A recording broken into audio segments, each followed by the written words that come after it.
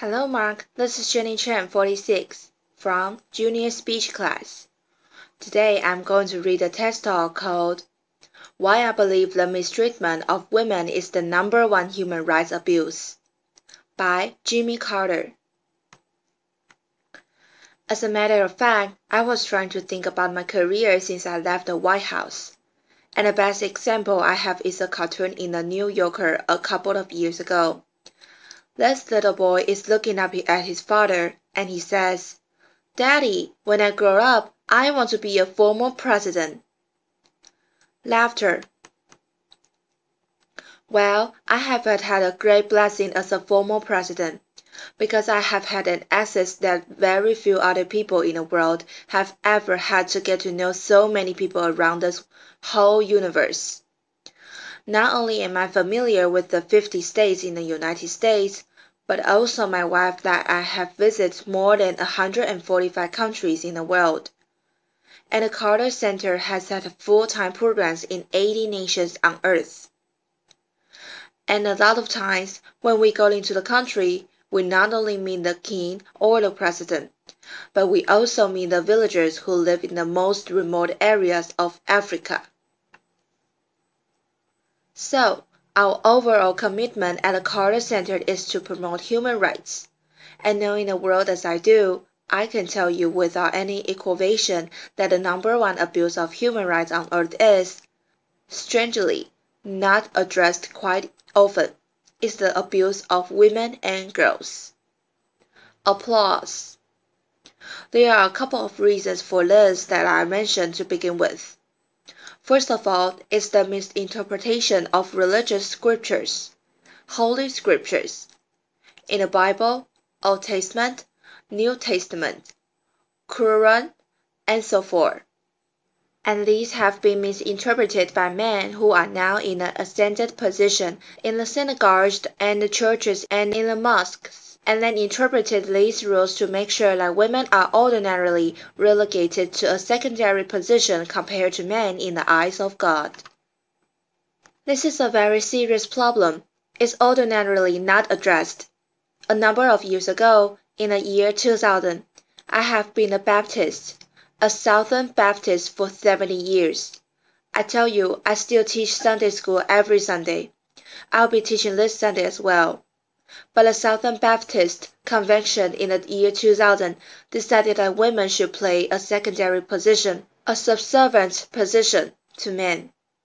So they issued an edict, in effect, that prevents women from being priests, pastors, deacons in a church, or chaplains in the military. And if a woman teaches a classroom in the Southern Baptist Seminary, they cannot teach if a boy is in the room, because you can find verses in the Bible. There's over 30,000 verses in the Bible that say that a woman shouldn't teach a man, and so forth. But the basic thing is the scriptures are misinterpreted to keep men in an ascended position. That is an all-pervasive problem, because men can exert that power, and if an abusive husband or an employer, for instance, wants to cheat women, they can say that if women are not equal in the eyes of God, why should I treat them as equals myself? Why should I pay them equal pay for doing the same kind of work? The other very serious blight that causes this problem is the excessive resort to violence, and that is increasing tremendously around the world. In the United States of America, for instance, we have had an enormous increase in abuse of poor people, mostly black people and minorities, by putting them in prison. When I was in office as governor of Georgia, 1 out of every 1,000 Americans were in prison. Nowadays, 7.3 people per 1,000 are in prison. That's a 7-fold increase. And since I left the White House, there's been an 800% increase in the number of women who are black who are in prison. We also have one of the only countries on earth that still has the death penalty that is a developed country. And we rank right alongside the countries that are most abusive in all elements of human rights in encouraging the death penalty. We're in California now, and I figured out the other day that California has spent $4 billion in convicted 13 people for the death penalty. If you add it up, there's $307 million it cost California to send a person to be executed. Nebraska this week just passed a law abolishing the death penalty because it costs so much. Applause. So, the resort to violence and abuse of poor people and helpless people is another case of the increase in abuse of women.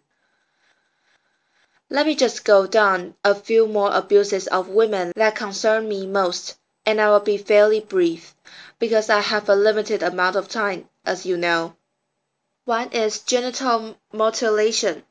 Genital mutilation is horrible and not known by American women. But in some countries, many countries, when a child is born that is a girl, very soon in her life, her genitals are completely cut away by the so-called cutter who has a razor blade and, in a non-sterilized way, they remove the exterior parts of a woman's genitalia. And sometimes, in most extreme cases but not very rare cases, the seller offers up so the girl can just urinate or menstruate. And then later, when she gets married, the same cutter goes in and opens the orifice up so she can have sex.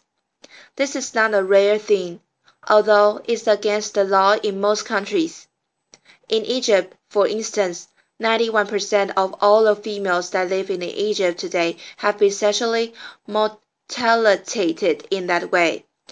In some countries, it's more than 98% of the women are cut that way before they reach maturity. This is a horrible affliction on all women that live in those countries. Another very serious thing is honor killings, where a family with misinterpretation again of a holy scripture. There's nothing in the Quran that mandates this. Executed a girl in their family if she is raped or if she marries a man that her father does not approve, or sometimes even if she wears inappropriate clothing. And this is done by members of her own family. So the family becomes murderers when a girl brings so-called disgrace to the family.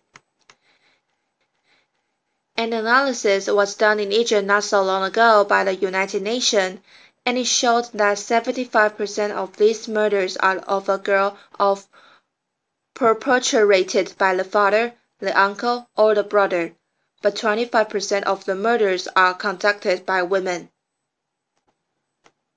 Another problem that we have in the world that relates to women particularly is slavery, or human trafficking is called nowadays.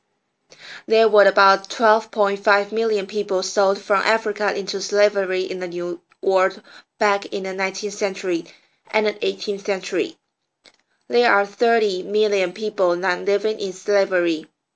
The United States Department of State now has a mandate from Congress to give a report every year, and the State Department reports that 800,000 people are sold across international borders every year into slavery, and that 80% of those sold are women into sexual slavery. In the United States right this moment, 60,000 people are living in human bondage or slavery. Atlanta, Georgia, where the Carter Center is located and where I teach at Emory University, they have between 200 and 300 women, people sold into slavery every month. It's the #1 place in the nation because of that. Atlanta has the busiest airport in the world, and it also has a lot of passengers that came from the southern hemisphere.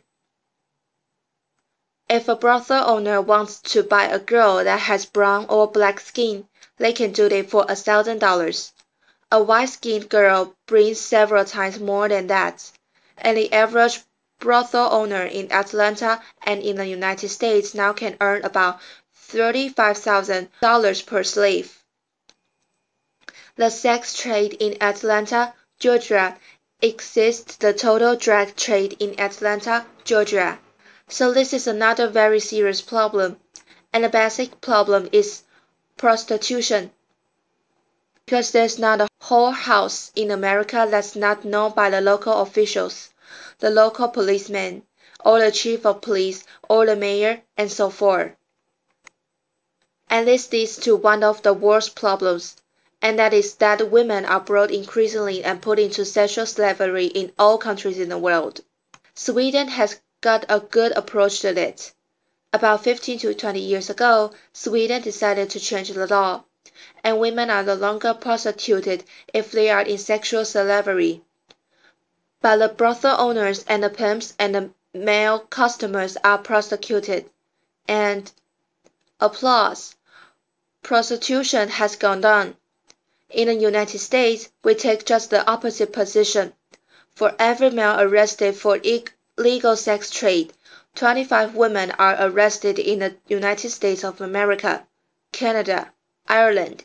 I've already said Sweden, France, and other countries are moving now towards this so-called Swedish model. That's another thing that can be done. We have two great institutions in this country that all of us admire, our military and our great university system. In the military, they are now analyzing how many sexual assaults take place. The last report I got, there were 26,000 sexual assaults that took place in the military. 26,000. Only 3,000, that much more than 1%. Are actually prosecuted. And the reason is that the commanding officer of any organization, a ship like my submarine, or a battalion in the army or a company in the marines, the commanding officer has the right under law to decide whether to prosecute a rapist or not. And, of course, the last thing they want is for anybody to know that under their command, sexual assaults are taking place, so they do not do it. That law needs to be changed. About 1 out of 4 girls who enter American universities will be sexually assaulted before she graduates, and this is now getting a lot of publicity, partially because of my book, but other things, and so 89 universities in America are not condemned by the Department of Education under Title IX because the officials of the universities are not taking care of the women to protect them from sexual assault. The Department of Justice said that more than half of the rapes on the college campus take place by serious rapists. Because outside of the university system, if they rape somebody, they'll be prosecuted. But when they got on a university campus, they can rape with impunity. They are not prosecuted. Those are the kinds of things that go on in our society. Another thing that's very serious about the abuse of women and girls is the lack of equal pay for equal work, as you know. Applause. And this is sometimes misinterpreted. But for full-time employment, a woman in the United States now gets 23% less than a man. When I became president, the difference was 39%. So we've made some progress, partially because I was president and so forth. Applause.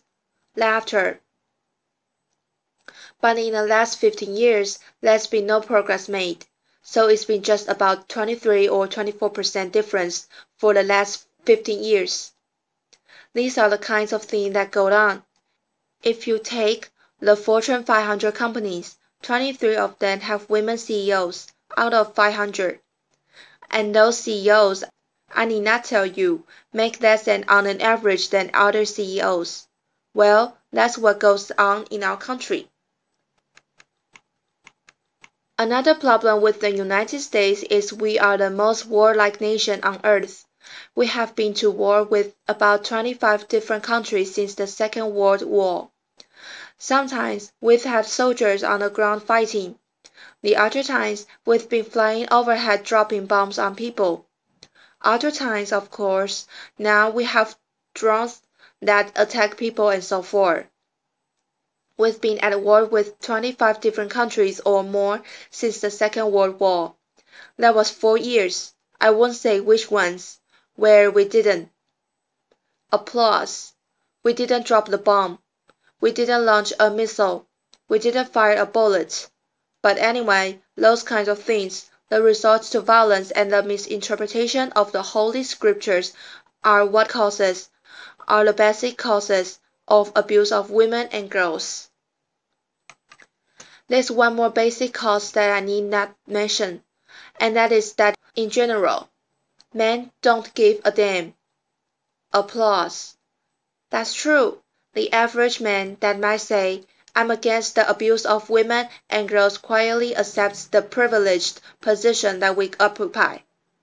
And this is very similar to what I knew when I was a child.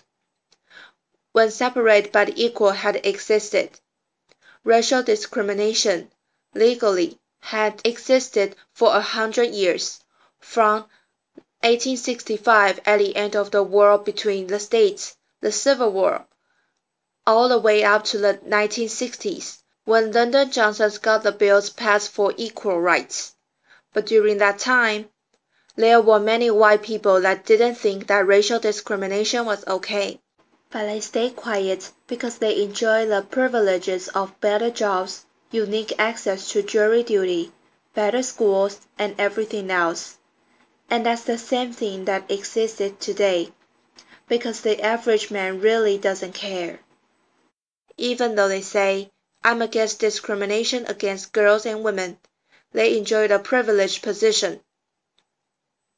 And it's very difficult to get a majority of men who control a university system, the majority of men that control a military system, the majority of men that control the governments of the world, and a majority of men that control the great religions. So what is the basic thing that we need to do today?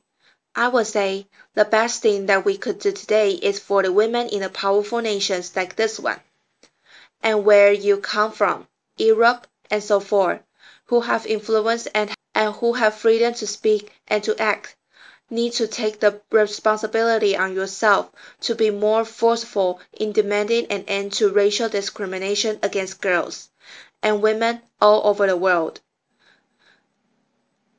The average woman in Egypt doesn't have much to say about her daughters getting genitally mutilated and so forth. I didn't even go down to detail about that. But I hope that out of this conference, that every woman here will get your husbands to realize that these abuses on the college campuses and the military and so forth, and in the future job market, need to protect your daughters and your granddaughters. I have 12 grandchildren, 4 children, and 10 great-grandchildren, and I think often about them and about the plight that they will face in America, not only if they live in Egypt or a foreign country, in having equal rights. And I hope that all of you will join me in being a champion for women and girls around the world and protect their human rights. Thank you very much. Applause.